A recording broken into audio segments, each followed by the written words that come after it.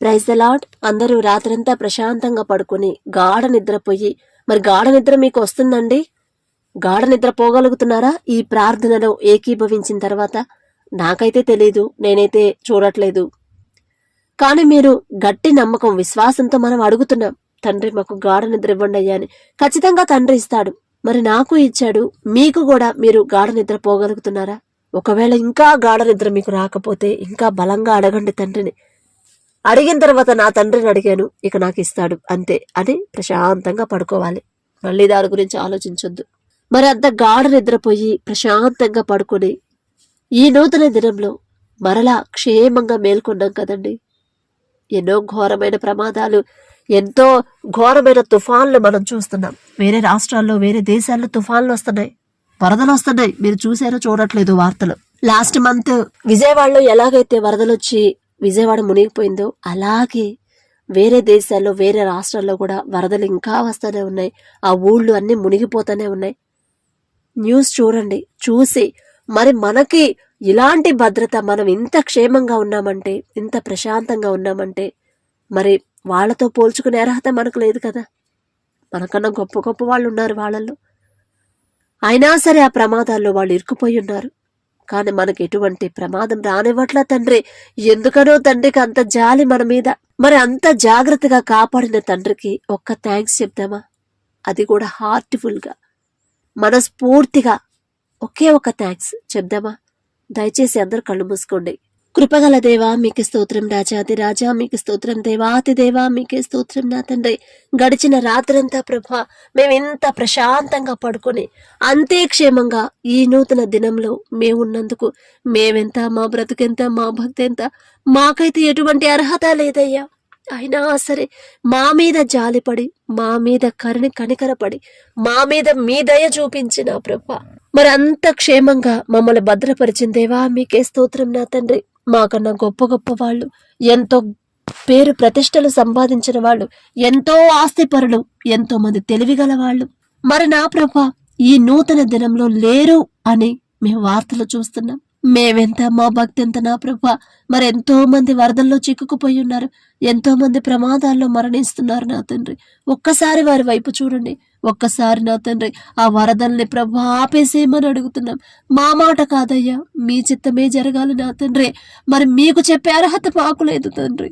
అమ్మా, నా ఆలోచనకి మీరు అడ్డుకట్ట వేస్తారా అని అంటారేమో. వద్దు నా తండ్రి, మీ ఆలోచనకు మేము అడ్డు చెప్పే మనసు మాకు ఇవ్వద్దు, అలాంటి మాటలు మాకు రానివ్వద్దు నా తండ్రి. మరి ఈ నూతన దినంలో ప్రభా మరి మేము మా పనులకు క్షేమంగా వెళ్ళి, మా పనుల్లో మేము మా అంతటా మా తెలివితో చేస్తే ఆ పనులు కావు నా తండ్రి. మీరు మా పక్కన ఉంటేనే అవి సక్సెస్ అవుతాయి నా ప్రభా. మరి మీ పనులు భారం మా మీద ఉంచండమ్మా, నేను మీకు విశ్రాంతినిస్తున్నాను అన్నారు నా ప్రభా. మరి మాకు మీరు రెస్ట్ ఇచ్చి మేము చేసే పని ప్రతిదీ మీరే చేయమని నా ప్రభా మీ హస్తాల్లో పెడుతున్నాం. మా సొంత తెలివితో, మా సొంత జ్ఞానంతో మేము ఏమీ చేయలేం ప్రభా. వర్క్ ప్రెజర్ తప్ప, ఒత్తిడి తప్ప మాకేం రాదు తండ్రి.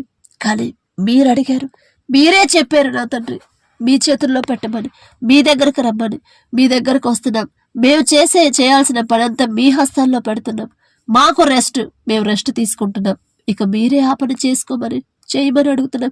మీకు అసాధ్యమనేది ఏదీ లేదు ప్రభా. అలానే మీకు చెప్పే అర్హత, మీకు అప్పగించే అర్హత అంతకన్నా లేదు. మీ పాద ధూళి దుమ్ముతో కూడా మేము సమానం కాము. అయినా సరే మీ మీదే ఆధారపడమంటున్నారు. మా మీద మీ దృష్టి, మీ ప్రేమ లేకపోతే ఈ వార్త మా దగ్గరికి తీసుకురారు తండ్రి. మీ హస్తాల్లో పెడుతున్నాం, మీరే చూసుకోండి ప్రభా. మరి ఎన్నో సమస్యల గురించి నా తండ్రి, మరి ఎంతో మంది ప్రభా ప్రార్థన విన్నపాలు పంపిస్తున్నారు తండ్రి. అవి నా దగ్గరకు వచ్చినాయి కాదు ప్రభా, మీ దగ్గరకు వచ్చినాయి. మీ పాదాల దగ్గర పెడుతున్నాం.